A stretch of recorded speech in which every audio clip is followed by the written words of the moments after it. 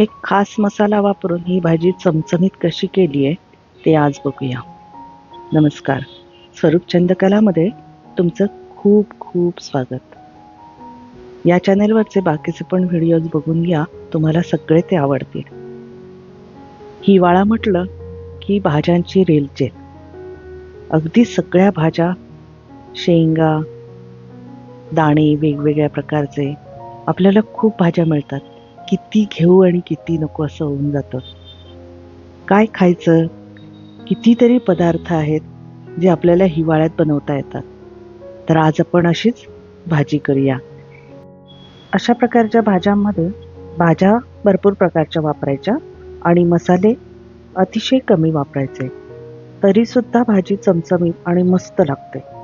आणि खास हिवाळ्यामध्ये अशा प्रकारच्या मिक्स भाज्या खायची आपल्याला खूप इच्छा होते.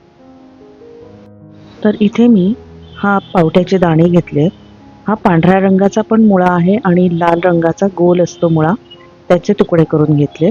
ओला मटार घेतलाय, गाजराचे बारीक तुकडे करून घेतले, शिमला मिरची घेतली आहे तुकडे करून, कांदा बारीक चिरून घेतलेला आहे, या तुरीच्या शेंगा सोलून दाणे काढून घेतलेले आहे आणि आपला टोमॅटो आहे. इथे मी पाण्यामध्ये हिरव्या रंगाची वांगी चिरून ठेवली आहे आणि बटाटा चिरलेला आहे. हे दोन्ही काळं पडतात म्हणून पाण्यामध्ये ठेवलेले आहेत. तर चला आपण पटकन भाजी करून घेऊ. हे असे दिसायला पण रंगीत खूप छान दिसतात भाज्या आणि म्हणूनच या दिवसांमध्ये भाज्या जास्त प्रमाणात खाल्ल्या पण जातात.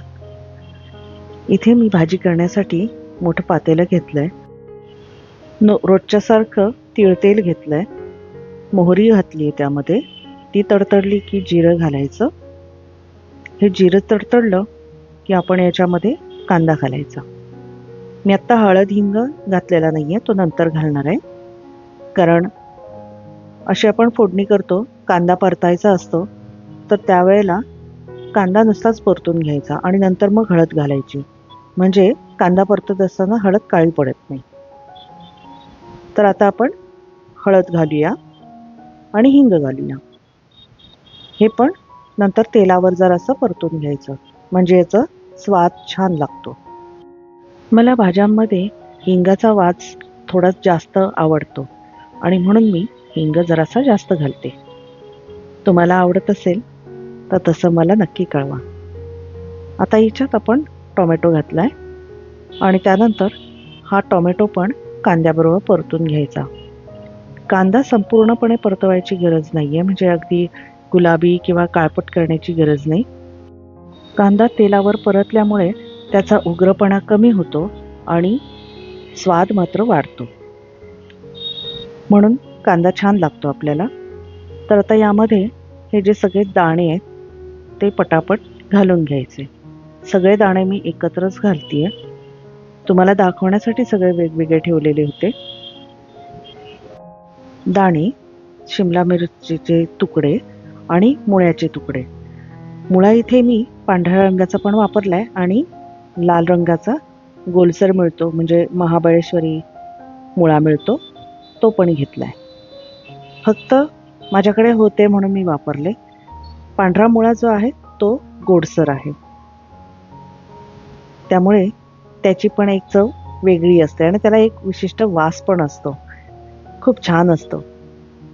इथे गाजर पण घालून आता ही सगळी भाजी आपण मिक्स करून घ्यायची. थोडी इथे भाजी ही परतवून घ्यायची आणि त्यानंतर पाण्यात ठेवलेले बटाट्याचे तुकडे आणि हिरव्या वांग्याचे तुकडे मी घालतीये. आता याच्यामधून थोडंसं पाणी गेलेलं आहे, तर ह्या पाण्यावर थोडंसं ही भाजी मिक्स करून घ्यायची आणि हे जे पाणी आता याच्याबरोबर गेलेलं आहे त्या पाण्याची वाफ काढून घ्यायची. असं केल्यामुळे मध्ये वापरलेल्या ज्या सगळ्या भाज्या आहेत त्या प्रत्येकाला एक स्वतःचा असा वेगळा वास आहे. तर हे वास भाज्यांमध्ये मोकळेपणाने बाहेर पडते आणि त्याच्यामुळे या भाजीला खूप छानशी चव येईल. म्हणून इथे फक्त जे आता वांगे बटाट्याबरोबर गेलेलं पाणी आहे त्याच्यावर हे वाफेला ठेवलेलं आहे आणि यामध्ये झाकणावर मी पाणी ठेवलंय. आता हे असं 5 मिनटं वाफवून घ्यायचं. त्यानंतर मी आता हे वाफेला जे ठेवलेलं वर जे ताटावर ठेवलेलं पाणी होतं तेच मी त्याच्यामध्ये घातलंय आणि आता थोडंसं परतून घ्यायचं. भाजी अधूनमधून परतून घ्यायची, जरी आपण वाफेवर ठेवली तरी, म्हणजे ती खाली करपत नाही किंवा आपल्यालाही अंदाज येतो की पाणी कितपत शिल्लक आहे. त्याप्रमाणे पाणी आपल्याला वाढवता पण येतं. तर आता याच्यामध्ये मी पाणी घालणार आहे. व्यवस्थित भरपूर पाणी घातलंय. या पाण्यामध्ये आता ह्या सगळ्या आपल्याला भाज्या शिजवून घ्यायच्या, कारण मी भाज्यांचं प्रमाण सुद्धा खूप जास्त घेतलेलं आहे. आता ही भाजी व्यवस्थित आपण शिजवून घ्यायची आहे. याला 10-12 मिनटं लागणार आहेत. असंच झाकण ठेवायचं आणि पूर्ण शिजवून घ्यायची भाजी. पूर्ण म्हणजे आपल्याला अगदी गिचगिचीत करायची नाहीये, पण हे दाणे सगळे शिजले पाहिजेत. बटाटा आणि वांग हे पटकन शिजणारं आहे. टोमॅटो सुद्धा पटकन शिजणार आहे, परंतु दाणे शिजायला आपल्याला थोडासा वेळ त्याला द्यावा लागेल. तर हे शिजवून घ्यायचे दाणे व्यवस्थित. असे तुम्ही हाताने दाबून चेक करू शकता किंवा ताटावर थोडं काढून घ्यायची भाजी आणि चेक करायची की शिजली की नाही. चमच्याने दाबून तुम्ही बघू शकता, म्हणजे दाणा शिजला पाहिजे आपला. मी चेक केल्यानंतर माझ्या लक्षात आलेलं आहे की हे दाणे शिजलेले आहेत आणि म्हणून मी आता याच्यामध्ये मसाले घालते. मसाले आपले रेग्युलर आहेत. फक्त याच्यामध्ये गोडा मसाला आणि तिखट वापरलंय, सैंधव मीठ घातलंय, गूळ घातलाय. गूळ सुद्धा चवीपुरताच घातलाय, याने काही भाजी गोड गोड होणार नाहीये. आणि आपण हिवाळ्याची स्पेशल भाजी बनवतोय म्हणून याच्यामध्ये पांढऱ्या रंगाचे भाजलेले तीळ घातलेत.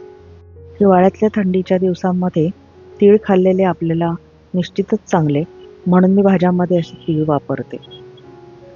किंवा काही पदार्थांमध्ये असे भाजलेले तीळ वापरले की त्याची चव पण छान लागते. मध्ये मध्ये खायला तीळ छानच लागतो आणि अर्थातच आपल्याला तेल पण मिळतं. पण आपण फोडणीमध्ये तेल जास्त वापरत नाही, म्हणून मग असं तिळातून आपल्याला तेल मिळू शकतं.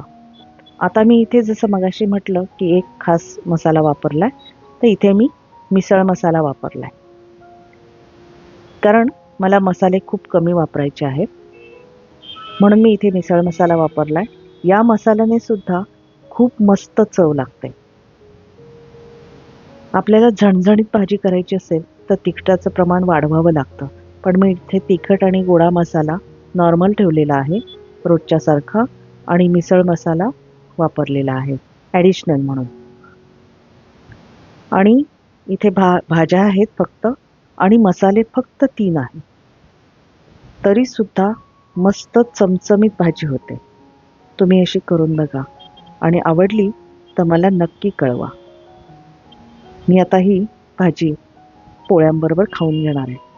पोळीसुद्धा मी बनवली आहे, ती मिश्र पिठांची बनवलेली आहे, जेणेकरून मला भाकरीचा पण त्याच्यात आस्वाद घेता येईल.